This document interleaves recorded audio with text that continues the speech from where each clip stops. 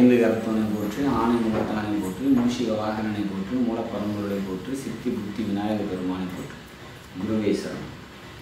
இணையத்தால் இணையங்களுக்கு வணக்கம். இது மார்கழி மாத ராசி பலன். மார்கழி மாதம் மிதுன ராசிக்கு எப்படி இருக்க போகுது அப்படிங்கிறத பார்க்கலாம். அதுக்கு முன்னாடி மார்கழி மாதத்தில் வரக்கூடிய முக்கிய விசேஷ தினங்கள் அப்படின்னா, மார்கழி 1 டிசம்பர் 17ஆம் தேதி வருது. இந்த மார்கழி மாதம் அப்படிங்கிறது தேவர்களோட விடியற்காலை பொழுது.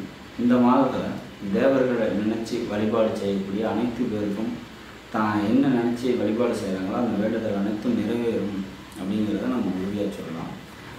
மார்கழி மாதத்தில் 30 நாட்களுமே பார்த்திங்கன்னா கோயிலில் விசேஷ பூஜைகள்லாம் சிறப்பு பூஜைகளும் நடந்துகிட்டு தான் இருக்கும். அதில் முக்கியமான விசேஷங்கள் என்ன அப்படின்னா, டிசம்பர் 23ஆம் தேதி வரக்கூடிய வைகுண்ட ஏகாதசி. அன்றைய தினம் விரதம் இருந்து பெருமாள் வழிபாடு மேற்கொண்டு வைகுண்ட வாசல் வழியாக நம்ம வெளியே வந்தோம் அப்படின்னா நமக்கு மோட்ச பிராப்தம் கிடைக்கும், முன்னோர்களோட ஆசீர்வாதம் கிடைக்கும். வைகுண்ட வாசலில் நம்ம உள்ளே புகுந்து வெளியே வரும்போது நம்மளோட இறந்து போன முன்னோர்கள் நினச்சிக்கிறது, மனசில் நினச்சிக்கிட்டு வழிபாடு பண்ணோம் அப்படின்னா அவங்களோட ஆசீர்வாதம் நமக்கு நிச்சயமாக கிடைக்கும். சரி, அடுத்தது டிசம்பர் 27ஆம் தேதி ஆருத்ரா தரிசனம். அன்றைய தினம் விரதம் இருந்து சிவன் வழிபாடு மேற்கொள்ளும் போது சகலவித ஐஸ்வர்யங்களும் பெருகும். ஜனவரி 11 ஹனுமன் ஜெயந்தி. அன்றைய தினம் விரதம் இருந்து ஆஞ்சநேயர் வழிபாடு மேற்கொள்ளும் போது சகல வித தோஷங்களும் நீங்கி ஐஸ்வர்யங்கள் பெருகும் அப்படிங்கிறத சொன்னால். ஜனவரி 14 போகி பண்டிகை. இதோட மார்கழி மாதம் நிறைவடைகிறது. சரி, மிதுன ராசிக்கு எப்படி இருக்க போகுது அப்படின்னா, ராசிநாதன் ராசியவே பார்க்குறாரு. இது சிறப்பான ஒரு அமைப்பு. பொருளாதாரம் நல்லா இருக்கும், பொருளாதாரம் சம்மந்தப்பட்ட உயர்வு கிடைக்கும் அப்படிங்கிறத நம்ம உறுதியாக இருக்கலாம். ஏன் அப்படின்னா,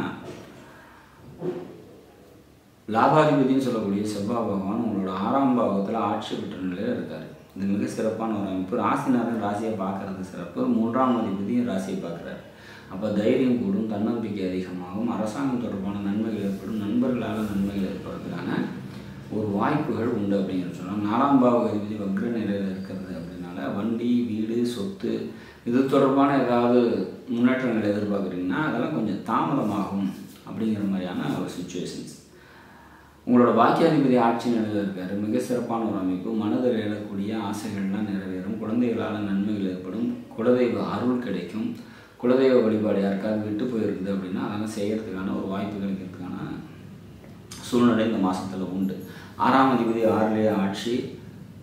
எதிரிகளை வெல்லக்கூடிய சக்தியும் மாற்றலும் பெருகும். தாய் வழி சொந்தங்களால் நன்மைகள் ஏற்படும். ரத்தம் சம்பந்தப்பட்ட உறவுகளால் நன்மைகள் ஏற்படக்கூடிய ஒரு அமைப்பு.